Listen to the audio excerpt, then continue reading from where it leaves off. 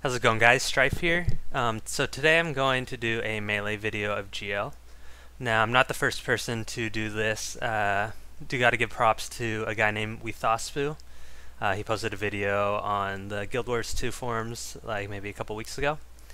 But my goal for this video is to not only show melee and GL, but to actually explain what to do in each phase, partially as a help for my guild as well as I start making my Arah videos. So we can kick it off right here in Phase 1. In Phase 1, there's only 2 attacks you need to watch out for. It's the easiest phase. After a while, it'll pretty much be hard to fail Phase 1. So the first attack is this one where he's raising his hand right now. That is the attack that spawns grubs on you. When his hand reaches the peak of his head, you want to dodge. Even if you are in a pug group and are all ranging GL, it's a good habit to start dodging, like you see I did right there, because it will prevent the grub from spawning on you. The second attack in this phase is a kick that does a substantial amount of damage if you get hit by it, which he just did there. So his pattern, once you get it down, it's actually really easy. What I end up doing is you evade the grub, then you evade roughly 2 seconds after he raises his hand. You throw 100 blades, and then I'll use my whirlwind attack for the second kick. So his basic pattern is alternating between the hand raise, a kick, the scream, which spawns locusts, and then a kick. Once in a while he won't kick after he spawns grubs, but I'll dodge anyway, just because you have enough stamina to do it and it's a bit safer. So here I'm going to dodge the grub, then I'm going to dodge his kick. Even though he didn't kick there, it's a good habit to get into. So at the beginning of Phase 2, which is happening right now, a grub's going to spawn on you, which is unavoidable. You want to either try and dodge when it actually spawns, roughly 5 seconds after you get that debuff on you. If not, you saw I had Quick Frenzy there. And what that allows you to do is break out of the stun and kill the grub very quickly. That transition phase is actually the hardest part for Phase 1 and 2. That's the part that I usually end up dying on before Phase 3, now that I've practiced this for a while. So you just want something to break stun and then kill it quickly. You could use something like Endure Pain as well. Not going to kill it as quickly, but you'll be a bit more safe. So right now we're in Phase 2. Again, in Phase 2 there's only 2 attacks to watch out for. The first one is a melee attack where he raises one hand in the air and swipes you. It's pretty easy. The second attack is this one he's doing right now. It is his big AoE attack. What I end up doing is I'll use my whirlwind and then a dodge. Usually that's enough to get out of the way of most of those red circles.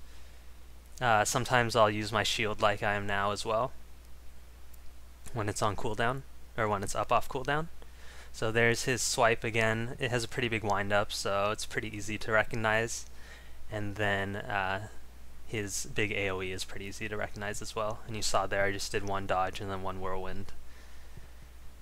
Once in a while you'll have to use a second dodge if you end up in a red circle. Don't be afraid to do that, because it could save your life. So soon we're gonna be in Phase 3, which is actually the hardest part. When I was making these videos, I probably spent maybe 10 to 12 hours actually getting this down. The hardest part was Phase 3 because there's 4 attacks to watch out for instead of 2 like in Phase 1 and 2. They're also a bit more challenging. You have to get your timing down a bit better than the Phase 1 and 2 attacks. And the fact that you have to do Phase 1 and 2 every single time to practice Phase 3 makes that probably the hardest part of this fight.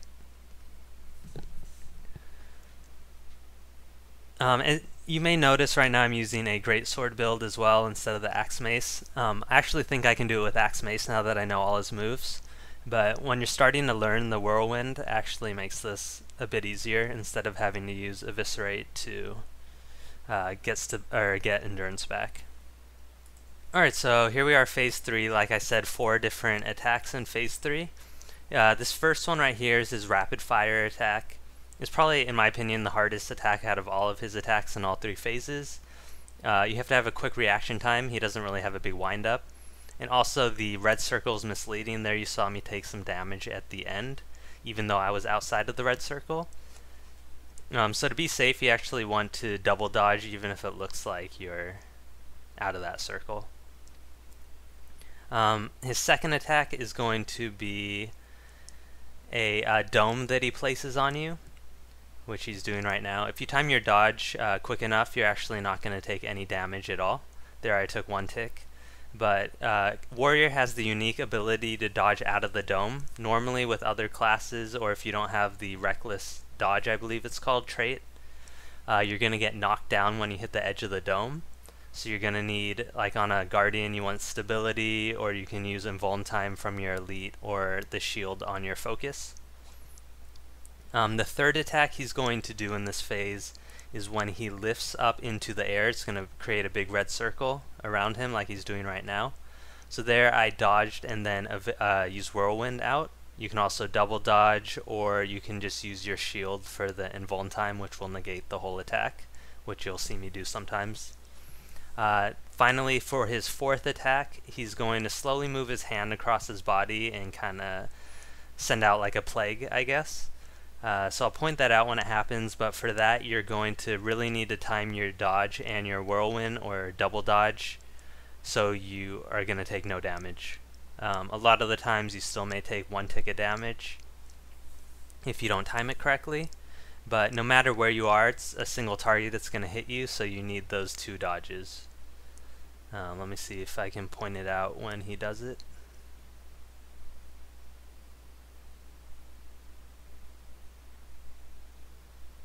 Seems like he doesn't want to do it right now. As far as the tips I've picked up while doing this, okay, so here's his suck move, or his plague move. There you saw I dodged and then did a Whirlwind. So as mentioning tips, I actually right now have my auto attack off. I found for the first few hours that I was practicing, I would die a lot, not because of my mistakes, but because my dodge wouldn't work correctly. What I call a fumble dodge, it's when you dodge, you don't get the evade frames and you move slower, not like you actually dodged. So my friend told me, thanks to him, that this is apparently because of auto attack, basically overriding the dodge even though it shows the animation. So by turning auto attack off, that fixed that issue, so I wasn't dying because of stupid bugs anymore. It quite helped my practicing and actually successfully meleeing GL after I did that.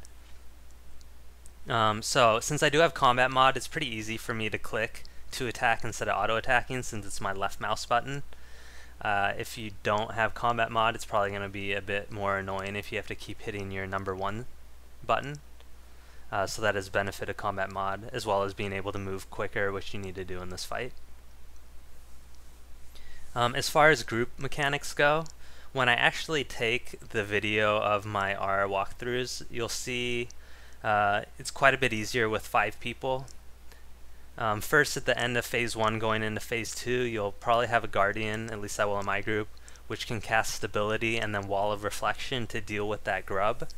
Even if GL does his big AoE in phase 2 and there's red circles on the ground, if you're directly behind that Wall of Reflection, it'll negate pretty much all the attacks. Sometimes one will get through, but it shouldn't kill you.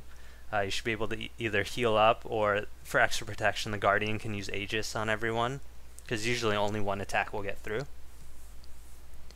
And then of course you're going to have like a Mesmer if you run one, who will have Time Warp, which gets through phase 1 extremely quickly. Or you can save it for a harder phase if you want to get through that one. And then in a 5-person group for phase 3, a lot of his attacks, like the suck move that he's doing right now, is single target. So the other 4 people can just keep attacking. Same with this dome, it's single target, so if you're kind of spread out around him in melee, the other 4 people can just, or the other 3 people if your Mesmer's at range, can just keep attacking him. As far as Mesmer goes, you can run it melee. Haven't actually done it yet because I haven't played my Mesmer in Arah, but they still have, you know, a good amount of dodges. They have vigor uptime, and they have their invulnerability from their sword and their F4 ability. So a lot of times the Mesmers I've been running with stay at range, but you should be able to melee on them as well. And last thing to note, while I was learning GL's moves, I switched to a greatsword build. It's a bit easier with Whirlwind rather than using double dodge and then having to use Eviscerate to replenish your endurance. But now that I know his moveset, I actually think it's possible to do it with my Axe Mace build. I've already practiced and got him to phase 3 pretty easily. When I was first doing it, this was before I turned off my auto attack, so I was dying a lot from the fumble dodges. But maybe in the future I'll try the Axe Mace build solo. When I am actually making my Arah videos, I'll be running the Axe Mace build so you can see it from that perspective there as well. And then hopefully these videos, depending on my guild and who's online, I want to get these out to you hopefully this week, at least a couple of the paths, so hopefully you can expect those soon. And thanks for watching. I hope this video helped you out. See you later.